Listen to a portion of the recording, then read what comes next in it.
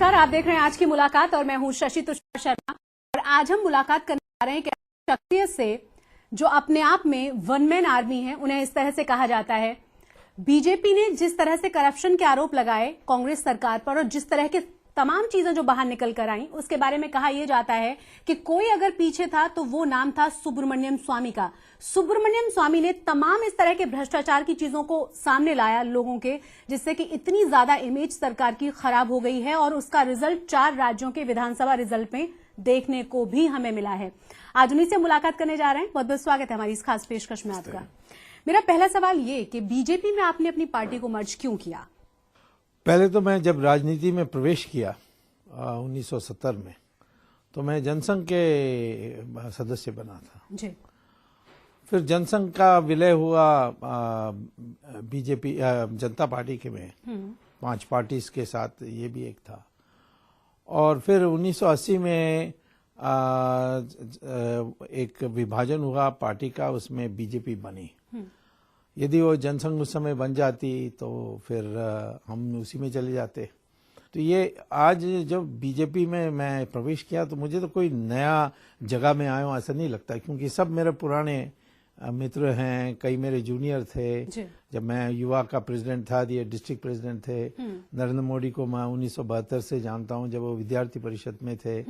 Emergency में कई लोगों के साथ मैंने काम किया। तो इसीलिए जब सिद्धांतिक बात पर स्पष्टीकरण हो गई जी, तो तब हमने लेकिन आरएसएस का आपने विरोध भी किया। आपको याद होगा 1993 की बात है, जब आपने कहा था एंटी हिंदू है आरएसएस और आप काफी खिलाफत कर रहे थे उसमें। मैंने कहा वो एंटी हिंदू नहीं, मैंने कहा वो एंटी मुस्लिम है, हिंदू के लिए कुछ नहीं करते। और उस समय मैंने राम सेतु का भी जिक्र किया था उसी समय जी। अब हो गया, हमारी समझौता हो गई और पुरानी बात छोड़ करके एक महायज्ञ के लिए, एक हिंदुत्व की रक्षा करने के लिए हम लोग इकट्ठे हुए हैं। तो ये इन चीजों को याद नहीं रखना है। लोग फिर से सवाल वो उसी से जुड़ा हुआ उठा रहे हैं। आपने कहा ना हिंदुत्व की रक्षा के लिए आप जुड़े हैं और इकट्ठा हुए हैं। लोगों के मन में सवाल ये है कि आप बहुत हिंदुत्व की बात करते हैं, सांप्रदायिक आप इसीलिए हैं क्योंकि सिर्फ हिंदुत्व के बारे में आप बात करते रहते हैं हमेशा। जब आप हिंदू के पक्ष में बात करने से आप कैसे सांप्रदायिक हो सकते हैं? मैं मुसलमान की विरोध करूं तो समझ सकता हूं।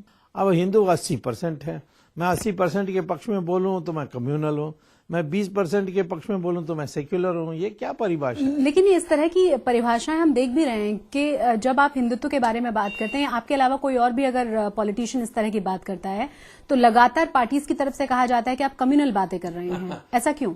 मुझे तो वास्तव में मैंने जो देखा है कि जब व्यक्तिगत बात करता हूं मुसलमानों से या क्रिश्चियन से जी, वो मुझे कम्युनल मानते ही नहीं है। ये सब कांग्रेस के प्रचार है जी। और मेरे जो पारिवारिक जो स्थिति है उसमें से कोई नहीं कह सकता कि मेरा कोई दूसरे धर्म से घृणा है। हाँ बिल्कुल, आपके घर में मेरी पत्नी पारसी है, मेरी एक लड़की ने मुस्लिम से शादी की है, मेरे यहूदी लोग मेरे परिवार में हैं, क्रिश्चियन हैं मेरे परिवार में, मेरे दुनिया के सारे धर्म लोग हैं।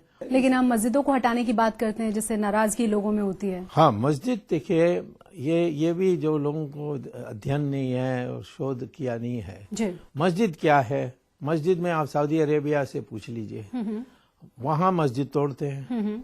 वहां तो सड़क बनाने के लिए मस्जिद तोड़ते हैं। और जिस मस्जिद में मोहम्मद ने नमाज पढ़ी उसको भी तोड़ दी।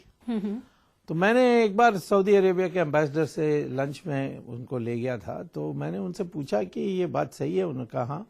तो मैंने कहा ये कैसा? तो उन्होंने कहा कि मस्जिद तो एक बिल्डिंग है, नमाज पढ़ने के लिए एक सुविधाजनक जगह है, उसको तोड़ के दूसरी जगह में बनाई जा सकती है। यदि हिंदुस्तान का मुसलमान भी यही मानेगा तो फिर क्या होगा कि हम उनसे कह सकते हैं कि जो वृंदावन में आपने मस्जिद बनाई है मंदिर तोड़ के, और अयोध्या में और काशी विश्वनाथ में, इन 3 हमारे लिए बहुत प्रमुख स्थान है। इनको छोड़कर अब दूसरे जगह में बना दीजिए, हम ही बना के दे देंगे आपको, तो फिर कितना भाईचारा उसमें उत्पन्न होगा। बस मंदिरों को नहीं तोड़ा जा सकता? लेकिन मंदिर को क्यों इसीलिए नहीं तोड़ा जा सकता क्योंकि हम मंदिर बनाते समय जो सड़क में मंदिर बनाते हैं उसका मैं नहीं बात कर रहा हूँ, वो तो सिर्फ व्यापारी जैसे लोग बनाते हैं। मंदिर बनती है जब सारे हमारे संत लोग बैठ करके प्राण प्रतिष्ठा पूजा करते हैं। उसमें क्या होता है कि हम ये मानते हैं कि भगवान उस मूर्ति में प्रवेश कर गया है। हम बात कर लेते हैं कांग्रेस की, जिसके पीछे आप हमेशा पड़े रहते हैं। आखिर आपको दुश्मनी क्या है कांग्रेस से? उनके किसी भी मेंबर को आप उठा लीजिए। सर, मैं किसी के नहीं कहूंगा। राजीव गांधी के काल में हमारी बहुत घनिष्ठ मित्रता थी। हम राजीव गांधी के साथ मिलकर हमने सरकार भी बनाई थी चंद्रशेखर की। परंतु नेहरू परिवार से तो हमें नफरत है। लेकिन क्यों? मतलब आप बात यह है कि सोनिया गांधी के पीछे पड़ते हैं? नहीं, कोई भी नेहरू ले लीजिए, ये सारे लोग अपनी प्रतिष्ठा और अपनी लोकप्रियता देश से ऊपर समझते हैं जी। अब जवाहरलाल नेहरू ने कश्मीर का क्या किया उसने, और चाइना के साथ हमारी एक ऐसा उसने सारी हितों को त्याग कर दिया अपनी पॉपुलैरिटी के लिए, यानी वो चाइना आपकी प्रशंसा करेंगे। तो मैं समझता हूं कि नेहरू परिवार में ये बीमारी है, और सोनिया गांधी भी अपने प्रतिमा के लिए और अपने परिवार के लिए उसने देश का हित को त्याग किया है। लेकिन उसमें ये वाली बात कहाँ से आ गई कि शादी से पहले सोनिया गांधी क्या करती थी, अभी क्या करती हैं, कहाँ उनका जन्म हुआ, उनकी एजुकेशन क्या है? अब तो बहुत ज्यादा व्यक्तिगत सवालों पर चले जाते हैं। इतना ज्यादा पर्सनल होना ठीक है क्या?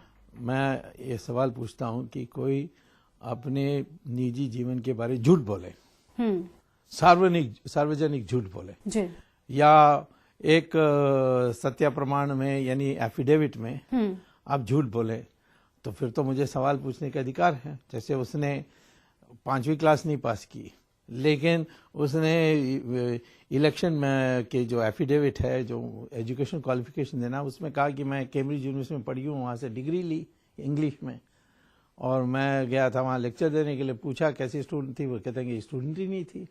फिर मैंने लिख कर लाया। अब तो नहीं लिखती है, क्योंकि मैं कोर्ट में गया तो चीफ जस्टिस ने कहा कि क्यों दंड मांग रहे हो, इसके लिए परजरी होती है ना, बड़ी सख्त दंड मिलती है उसमें। लेकिन छोड़ दो, अब आगे नहीं करेगी। अब मैं क्या करूं, चीफ जस्टिस कह रहे हैं छोड़ दो इसको क्षमा कर दो, उदार दिल दिखाओ, ये भी कहा चीफ जस्टिस ने कोर्ट में। तो आपने उदार दिल दिखाया और मैं क्या करूं, मैं तो चुप रहा। तो उन्होंने कहा कि आगे से नहीं करेगी, नहीं किया आगे से। उसके आप 2004 का जो एफिडेविट है उसको, और 2006 का, उस एफिडेविट को रखकर 2009 का कंपेयर करिए, कितना फर्क है एजुकेशन क्वालिफिकेशन, आप खुद देख सकते हैं। तो जब आप दूसरा है, इसके पिताजी हिटलर के सेना में जवान थे और रशिया में कैद भी हुए। अब आरएसएस को फासिस्ट कहते हैं, तो ये तुम खुद, तुम्हारी सारा परिवार फासिस्ट है, तुमने तो फासिस्टों की सेवा की है। तुम कौन होते हो आरएसएस को फासिस्ट कहने के लिए? तो जिस तरीके से वो आरोप लगाते हैं, आप उनकी तमाम चीजों को फिर बताते हैं, आरोप मत लगाइए। ये तमाम चीजें आप अपना दीजिए पहले। राहुल गांधी के ऊपर भी आपने कई सवाल उठाए हैं। अगर हम चिदम्बरम की बात करें, इनको भी आपके कई सवाल रहे हैं। लोगों को एक और सवाल, कि राम मंदिर पर बीजेपी अभी खुलकर क्यों नहीं बोलती है? उस पर सुब्रमण्यम स्वामी का क्या सोचना है, मैं जरूर पूछूंगी आपसे, लेकिन एक छोटे से ब्रेक के बाद आप बने रहे हमारे साथ।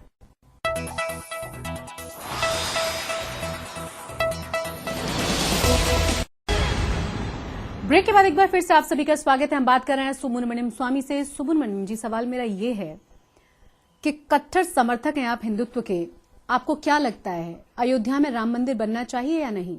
बनना चाहिए सिर्फ नहीं, बनेगा, क्योंकि मस्जिद एक बिल्डिंग होती है जी, और राम मंदिर तो प्राचीन मंदिर है।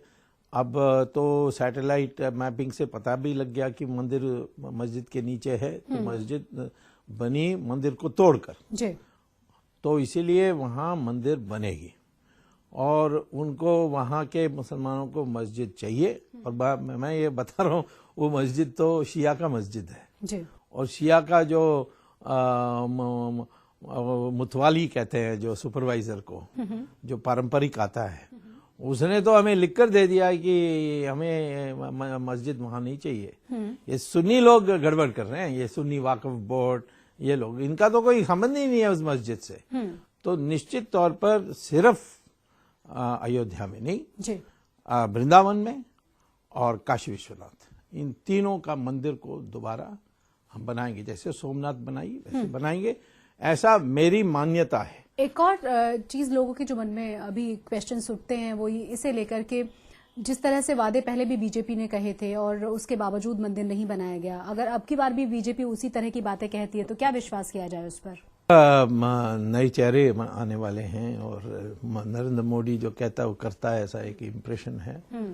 तो पहले हो गया तो इसके माने आगे नहीं होगा, ऐसा तो मान नहीं सकते। लेकिन नरेंद्र मोदी पर तो कांग्रेस वैसे भी आरोप लगाती रही है 2002 को लेकर। उन्होंने बार बार कहा है कि नरेंद्र मोदी किस तरीके से देश को संभालेंगे जब वो गुजरात को ठीक ढंग से नहीं संभाल पाए 2002 में। कांग्रेस को समझना चाहिए कि ये बात को दोबारा दोहराएंगे, ऐसे ही दोहराते रहेंगे तो उनका मुंह काला हो जाएगा। मैं कह रहा हूं क्यों, अभी जो हुआ है मैजिस्ट्रेट, कहते हैं वो मैजिस्ट्रेट का कोर्ट है, लेकिन सुप्रीम कोर्ट ने इस मैजिस्ट्रेट कोर्ट को ये दायित्व दी थी कि एमिकस क्यूरी की रिपोर्ट ये है और एसआईटी की रिपोर्ट ये है, मटेरियल सारे ये सब आप फैसला करिए। और दूसरा है कि कांग्रेस का जो 1984 में यानी यहाँ तो कांग्रेस का खुद कहते हैं कि 1200 के लोगों की हत्या हुई, यहाँ तो 3000 से कम हुई है। सिख लोग कहते हैं 10,000 हुई है। और वहाँ राजीव गांधी ने यहाँ तक कह दिया कि एक बड़ी पेड़ गिरेगी तो जमीन हिलेगी। आपके बारे में कहा जाता है कि आप वन मैन आर्मी हैं, मतलब आप अकेले ही बहुत हैं किसी को पूरी तरह से परेशान करने के लिए, पूरी तरह से बर्बाद करने के लिए। जिस तरह से कांग्रेस के खिलाफ आपने मुहिम शुरू की, कई ऐसे भ्रष्टाचार के मुद्दे बाहर निकल कर आए जिस पर बीजेपी को कुछ दूर दूर तक पता नहीं था, आपने उठाए, तब जाकर तमाम चीजें लोगों के सामने आई और हालत हमने देखी भी है कि रिजल्ट क्या हुआ है। एक तो है कि हम एक विभिन्न परिस्थिति में राजनीति में आए। पहले हम प्राध्यापक थे तो पढ़ना लिखना, अध्ययन करना, गहराई से सोचना, ये तो एक हमारा पेशा थी। उसके बाद हम विधि यानी कानून भी सीखे और हम खुद बहस कर सकते हैं। तीसरा है कि हमने इमरजेंसी में दिखाया कि हम वो भी काम कर सकते हैं जो कोई नहीं, मेरे ऊपर इनाम था, मैं फरार घोषित था, इंटरपोल का नोटिस था, बावजूद इसके आप संसद पहुंचे। हाँ, मैं अमेरिका से आया, संसद गया और संसद में मैंने दस्तखत करने के बाद अंदर जाकर मैंने 1 मिनट का भाषण किया क्योंकि शोक प्रस्ताव चल रहा था। मैंने कहा लोकतंत्र मर गई है, उसका नाम, उसका तो जिक्र ही नहीं है। एक पॉइंट ऑफ ऑर्डर उठाया था, व्यवस्था का प्रश्न उठाया था और फिर मैं गायब हो गया और फिर मैं पहुंच गया अमेरिका। लोगों के मन में इस बात को लेकर बहुत क्यूरियसनेस रहती है, लोगों को समझ में नहीं आता कि ऐसा किया कैसे होगा आपने आखिर। अब देखिए, इसमें लंबी कहानी है। मैं जब अपना मेमोइर्स लिखता हूँ, लाइफ जीवन कथा लिखता हूँ, तो उसमें मैं विवरण लिखूंगा। वास्तव में एक मूल बात पर मैंने ये सारा किया कि